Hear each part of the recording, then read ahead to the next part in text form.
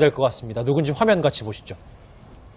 현금으로 받은 것 같습니다. 봉투로 받았습니다. 소리 봉투처럼? 예, 봉투에 우편 담아주시면 봉투가 제가 네.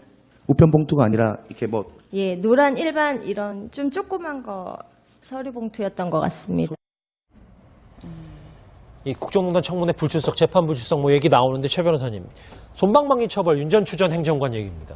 그렇습니다. 그 국회 증언 감정에 관한 법률상의 그걸로 해서 지금 징역 8월에 집행유예 2년, 그리고 또 관련된 다른 사람들 같은 경우에는 무죄 판결이 나버리는 것 같은데요. 무죄 판결 났는 사람의 이유를 보니까 어처구니 없이도 이게 안 나오거나 했는 것 사실 자체는 맞지만 예. 소환하는 절차가 잘못됐기 때문에 적법 절차 위반으로 해서 무죄가 나버린 것이고, 지금 한 사람만 지금 윤 전 추 행정관만 전 행정관만 지금 유죄가 났는 것 같은데, 그것 또한 실형이 아니고 집행유예가 났기 때문에 상당 부분 이 부분에 대해서 비판의 여지가 있는데, 다만 그럼에도 불구하고 지금 현재까지는 보면은 안 나오는 사람들, 특히 재벌 같은 경우에 보면은 뭐 500만 원, 1000만 원 벌금 그런 것에 비해서는 상대적으로 집행유예라는 것이 높긴 하지만 또 국민들을 눈높이에 봤을 때는 실형이 안 나온 것에 대해서는 또 다툼의 여지가 있어 보이는 것 같습니다. 예, 평론가님 사실 그간 윤 전 행정관 굉장히 꼿꼿한 모습만 보여줬었는데 지금 영상에 포착이 되긴 했지만 눈물을 좀 흘리는 모습이에요. 저희가 좀 그간 심경이 어땠다라고 볼 수 있을까요?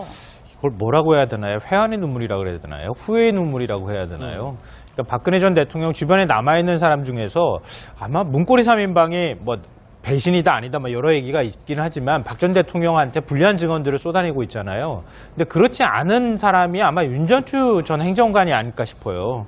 마지막까지 박 전 대통령의 뒷일, 그러니까 내곡동 사저 옮길 때까지 다 그 뒷일 처리들을 다 해줬던 그렇죠. 사람이고, 예. 박 전 대통령과 관련해서 특별하게 더 추가로 진술했다는 얘기를 제가 거의 들어보질 못했거든요. 근데 그렇게 박 전 대통령한테 이른바 충성을 다한 그런 사람인데, 본인과 관련해서 결국 나중에 유죄 판결이 나온 것들을 바라보면서 굉장히 회한도 스쳤을 것 같고 후회의 감정들도 느꼈을 것 같고 여러 가지 아주 복잡한 감정들이 많았을 것 같고요. 예. 윤 전 추 행정관의 이제 형량이 도대체 어떻게 평가를 해야 되는가 저도 좀 궁금해서, 이 윤 전 추 행정관과 비교될 수 있는 사람이 이영선 행정관일 것 같아서, 이영선 행정관이 도대체 얼마나 물론 이제 제목은 다르긴 하지만 얼마나 이제 형을 받았을까 보니까요. 징역 1년에 집행유예 2년을 받았어요. 그러니까 두 사람이 뭐 국민 감정으로 보면은 굉장히 약하게 처벌받았다 이렇게 생각할 수 있겠지만 법적으로 보면은 큰 차이 없는 처벌을 받았다 이렇게 또 예. 얘기할 수 있을 것 같습니다. 예. 알겠습니다. 윤 전 추 전 행정관 얘기까지 정리를 해봤습니다. 맞기 때문에 상당 부분 이 부분에 대해서 비판의 여지가 있는데, 다만 그럼에도 불구하고 지금 현재까지는 보면은 안 나오는 사람들, 특히 재벌 같은 경우에 보면은 뭐 500만 원, 1000만 원 벌금 그런 것에 비해서는 상대적으로 집행유예라는 것이 높긴 하지만 또 국민들을 눈높이에 봤을 때는 실형이 안 나온 것에 대해서는 또 다툼의 여지가 있어 보이는 것 같습니다. 예, 평론가님 사실 그간 윤 전 행정관 굉장히 꼿꼿한 모습만 보여줬었는데 지금 영상에 포착이 되긴 했지만 될 것 같습니다. 누군지 화면 같이 보시죠.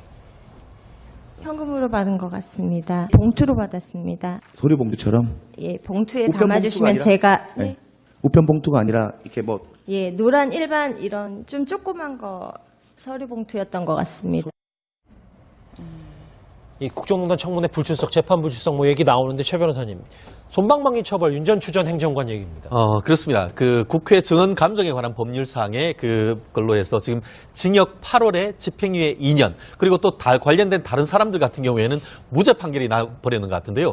무죄 판결 났는 사람의 이유를 보니까 어처구니 없이도 이게 안 나오거나 했는 것 사실 자체는 맞지만 예. 소환하는 절차가 잘못됐기 때문에 적법 절차 위반으로 해서 무죄가 나버린 것이고, 지금 한 사람만 지금 윤 전 추 행정관만 전 행정관만 지금 유죄가 났는 것 같은데, 그것 또한 실형이 아니고 집행유예가 뒷일, 그러니까 내곡동 사저 옮길 때까지 다 그 뒷일 처리들을 다 해줬던 그렇죠. 사람이고, 예. 박 전 대통령과 관련해서 특별하게 더 추가로 진술했다는 얘기를 제가 거의 들어보질 못했거든요. 근데 그렇게 박 전 대통령한테 이른바 충성을 다한 그런 사람인데, 본인과 관련해서 결국 나중에 유죄 판결이 나온 것들을 바라보면서 굉장히 회한도 스쳤을 것 같고 후회의 감정들도 느꼈을 것 같고 여러 가지 아주 복잡한 감정들이 많았을 것 같고요. 예. 눈물을 좀 흘리는 모습이에요. 저희가 좀 그간 심경이 어땠다라고 볼 수 있을까요? 그걸 뭐라고 해야 되나요? 회한의 눈물이라고 해야 되나요? 후회의 눈물이라고 해야 되나요? 그러니까 박근혜 전 대통령 주변에 남아있는 사람 중에서 아마 문고리 3인방이 뭐 배신이다 아니다 뭐 여러 얘기가 있긴 하지만 박 전 대통령한테 불리한 증언들을 쏟아내고 있잖아요. 근데 그렇지 않은 사람이 아마 윤전추 전 행정관이 아닐까 싶어요. 마지막까지 박 전 대통령의